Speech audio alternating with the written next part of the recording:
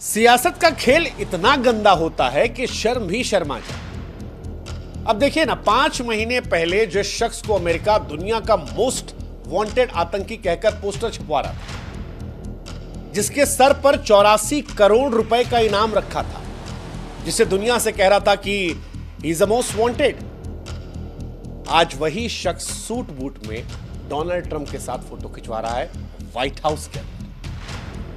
माने लोग बोले कि हिपोक्रेसी की भी कोई सीमा होती है, पर अमेरिका के साथ ऐसा नहीं है। इस सूट बूट वाले शख्स का नाम है अहमद हुसैन अल सरा।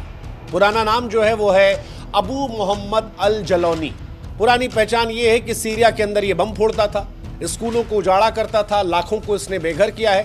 फिर एक रोज इसका दिल बदला, इसने कहा यार ये इस्लामिक दाढ़ी जो है इसे कटवा देते। उसने दाढ़ी कटवा दी, ट्रिम करवाई, जो उसका जिहादी लिबास था उसे फेंक दिया और बढ़िया सूट बूट खरीदा डोनाल्ड ट्रंप की तरह, टाई लगाई, बढ़िया शर्ट पहनी और पहुंच गया अमेरिका।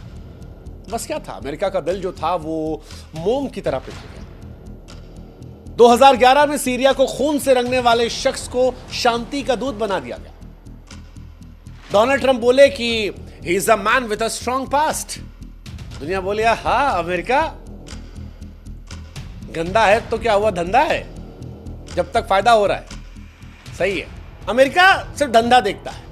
कभी तालिबान को आजादी का सिपाही कहकर रॉकेट लॉन्चर थमाए थे, कभी सद्दाम हुसैन को गले लगाया था, अब ये भाई साहब। कमाल की कहानी है इस शख्स की और अमेरिका की। अमेरिका दरअसल सियासत का बाजीगर है।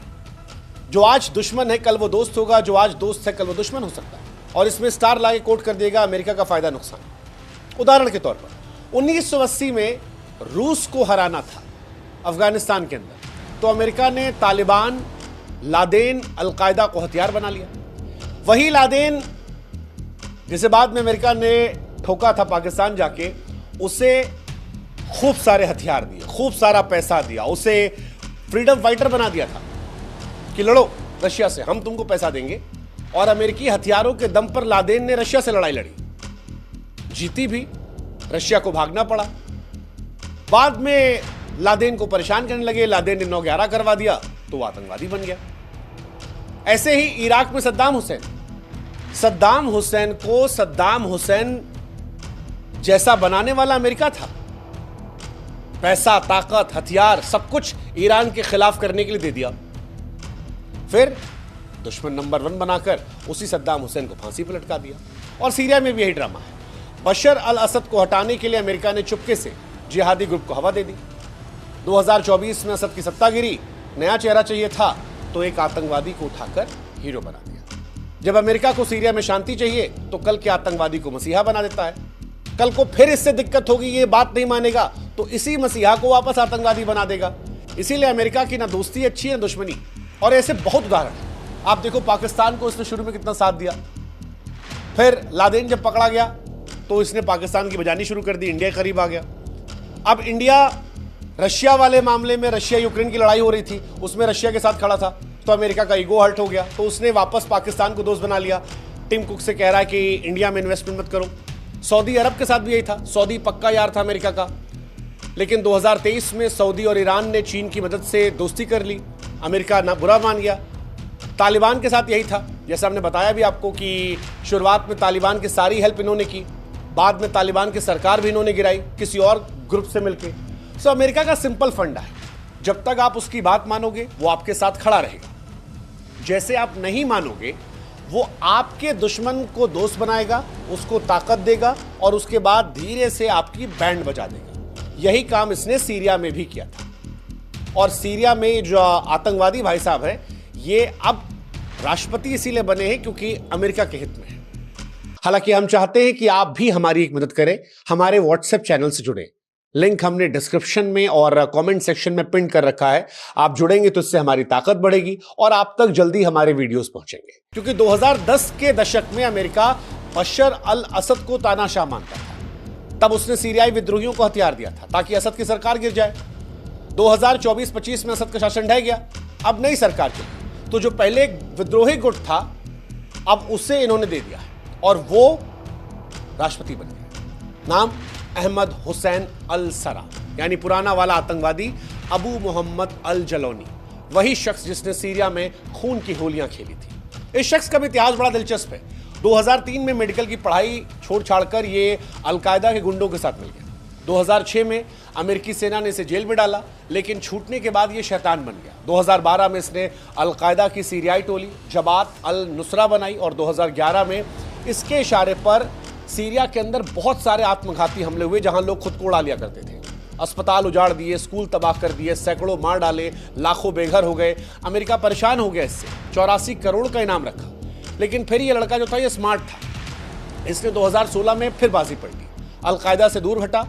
उसे रियलाइज हुआ कि अमेरिका और तालिबान में कोई अंतर नहीं है, दोनों एक जैसे हैं। बस फर्क इतना है कि तालिबान वाले दाढ़ी बड़ी रखते हैं, इस्लामिक कपड़े पहनते हैं। अमेरिका वाला जो है वो सूट बूट पहनता है, ट्रिम दाढ़ी रखता है, बाल वाल बढ़िया रखता है।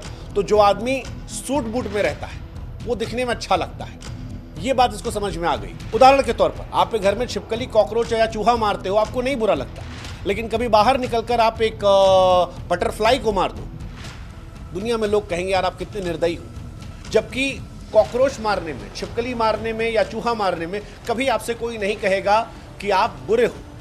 यानी दुनिया खूबसूरती के आधार पर तय करती है। और ये बात ये जनाब समझ गए। पूरा हुलिया बदला, शर्ट बदली, पैंट बदली और बढ़िया दाढ़ी और सुंदर मुंदर बनकर अल नुसरा को नए तरीके से बना दिया। 2024 दिसंबर में बशर अल असद की जब सरकार गिरी और अल सरा ने सत्ता हथियाई, तब यह आदमी सूट बूट में टाई शाई लगाकर टीवी पर इंटरव्यू देने लगा। दुनिया को बताने लगा कि वापस सीरिया को बेहतर करेंगे, अब उसकी प्लानिंग है, स्वर्ग बनाएंगे। सारी बोली भाषा आतंकवादियों वाली चली गई, कपड़े चले गए। और उसका असर यह रहा कि 5 महीने पहले FBI जिसे आतंकवादी मान रही थी, आज वो सीरिया का राष्ट्रपति है। अब आप याद कीजिए हमने शुरुआत में क्या कहा था, अमेरिका जादूगर है, जादू से आतंकवादी को भी राष्ट्रपति बना देता है। यही कहानी यहां की है। हालांकि सीरिया जहां पर अमेरिका ने एक आतंकवादी को राष्ट्रपति बनाया है, उसकी हकीकत डराने वाली है। क्योंकि यहां नाम सुनते ही सीरिया का दिमाग में पहली चीज आती है टूटी इमारतें, बमों की गूंज, खून की नदियां। लेकिन उसका सच उससे भी ज्यादा डरावना है। जैसे उदाहरण के तौर पर सीरिया में भूख का आलम है। 1 करोड़ 21 लाख लोग ऐसे हैं जो भूखे हैं, 30 लाख ऐसे हैं जो भुखमरी कगार पर हैं। मतलब कूड़ेदान में भी लोग वहां खाना ढूंढ लेते हैं।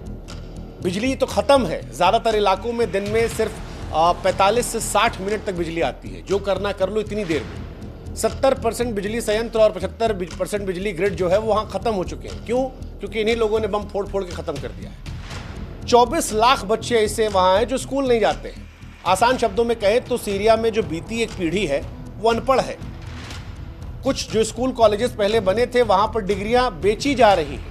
यूनिवर्सिटी खंडहर बन चुकी है और टीचर जो है वो सब छोड़ छाड़ के भाग चुके हैं। 6 लाख लोग ऐसे हैं जो हैजा की चपेट में, साफ पानी वहां नहीं है। 4 लाख लोग ऐसे हैं जो 6-7 हफ्ते में कहीं 1-2 बार साफ पानी पी पाते हैं। इकॉनमी तो पूछिए मत, सीरिया की अर्थव्यवस्था 84% खत्म हो गई है। मतलब उदाहरण के तौर पर 2010 में सीरिया की इकॉनमी जो थी वो $60 बिलियन थी और अब $23 बिलियन है। 90% आदमी सीरिया में ऐसा है जो गरीब आदमी है। अब आपको याद आ रहा होगा पिक्चर एयरलिफ्ट वेयरलिफ्ट, वही सब कहानी इनकी है। लेकिन सीरिया की कहानी को एक हिस्से में आप नहीं समझ सकते। सीरिया में दरअसल 4 सीरिया है। एक कुर्दिश इलाका है। ये कुर्दिश इलाका जो है, यहाँ पर जो लोग हैं वो अमेरिका के दोस्त रहे हैं। तो यहाँ सुन्नी, मुसलमान, ईसाई, छोटे समुदाय जो हैं वो मजे में हैं, उनको कोई टेंशन नहीं, उनका हिसाब किताब ठीक ठाक चल रहा है इस इलाके में। एक इलाका है सुवादा, यहाँ लोग जो हैं वो भी मजे में है। थोड़ा इस्लाम के आसपास इनका धर्म है, ना सुन्नी है ना शिया। ये हज नहीं आते, रोज़ा नहीं रखते, इनका मज़हब इतना गुप्त है, कोई बाहर वाला शामिल नहीं होता। पहाड़ी इलाका होने से आतंकी यहाँ पहुँचते नहीं और ये भी अपने मज़े में मस्त है। लेकिन सीरिया में जो बर्बादी हुई है वो 2 इलाकों में हुई। एक है बशर अल असद का इलाका। बशर अल असद ने रूस और ईरान की मदद ली, सालों तक सीरिया पर राज किया। 2011 में अरब से बगावत हुई और यहीं पर सारे लोग मरे। 2024 में इन्हीं की सत्ता जो है वो उखाड़ी गई। क्यों उखाड़ी गई है? क्योंकि आज ईरान कमज़ोर है, रशिया कमज़ोर है, अमेरिका ने दूसरे वाले को साथ देके बढ़ा दिया। अब इनका जो इलाका है वो खंडहर बन गया। और दूसरा जिहादी इलाका, यहाँ पर अलकायदा, ISIS और जबात अल नुसरा ने खूब खून बहाया है। ये जो अब अल असरा है वो यहीं के रहने वाले लोग हैं। जो डोनाल्ड ट्रंप की गोद में खेल रहे हैं और आतंकवादी से एक रात में राष्ट्रपति बन गए। अब सीरिया में जो उलटफेर हुआ ये अकेले नहीं था, इसके पीछे भी कहानी बहुत सारी है। सऊदी ने भी इसमें इन्वॉल्वमेंट की है, कतर ने भी इन्वॉल्वमेंट की है, रशिया और ईरान का भी इसमें रोल कम करना एक तरीका रहा है। लेकिन कुल मिलाकर कहानी ये हुई कि ये जो आतंकवादी था, पहले इससे 84 करोड़ का इनाम हटाया गया, सीरिया पर प्रतिबंध जो है वो ख़त्म कर दिए गए हैं, और इन सब की वजह है डोनाल्ड ट्रंप का नोबेल पीस पुरस्कार पाने की तमन्ना। डोनाल्ड ट्रंप इस वक्त उस लाला की तरह हो गए हैं जिसे खाली धंधा दिख रहा है, उसे घंटा फर्क पड़ता है कि तुम कौन हो, तुम कौन हो, तुम कौन हो। डोनाल्ड ट्रंप जैसे पाकिस्तान जितना भीख मांगने को उत्सुक होता है IMF से, डोनाल्ड ट्रंप ऐसे ही नोबेल पुरस्कार को लेकर इस टाइम भूखे हैं। वो इंडिया पाकिस्तान के बीच में वॉर खत्म करवाना चाहते हैं, रशिया यूक्रेन में वॉर ऑलमोस्ट उन्होंने खत्म करवा दी है, और यहाँ का बवाल जो है वो भी वो दूर करना चाहते हैं।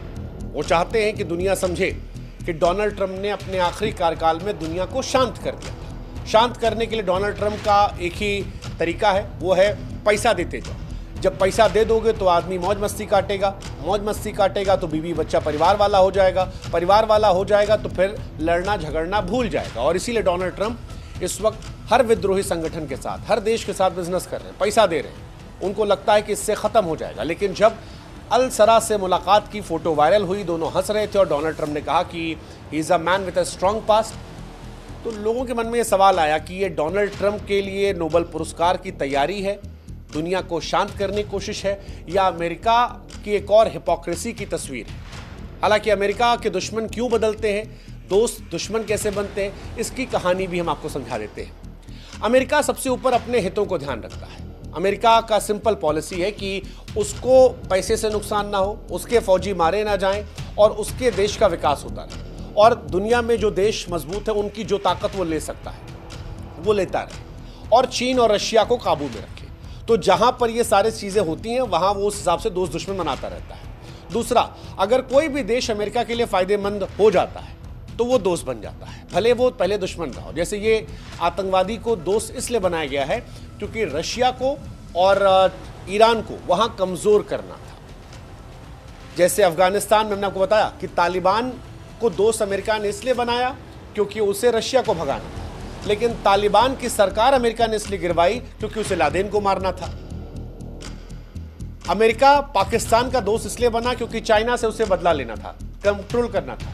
लेकिन जब भारत ने रशिया का साथ दिया और भारत ने सीज फायर को लेकर अपना स्टैंड किया, तो अब वो पाकिस्तान की गोद फिर से जाने लगा। अमेरिका का फंडा सिंपल है, तुम हमारे बच्चे बन के रहोगे, हम तुम्हारा साथ देंगे, तुम आंखें दिखाओगे तो हम पड़ोस के पास चले जाएंगे और फिर तुमको परेशान करेंगे। भारत ये बात समझता है, इसीलिए शायद भारत की तरफ से डोनाल्ड ट्रंप को लेकर आधिकारिक तौर पर कुछ नहीं कहा गया, लेकिन भारत ने बता दिया कि ये लिबिल लिबिल करने वाले देश होंगे, हम अपने लिए स्टैंड लेना जानते हैं और हम स्टैंड लेकर आगे बढ़ेंगे।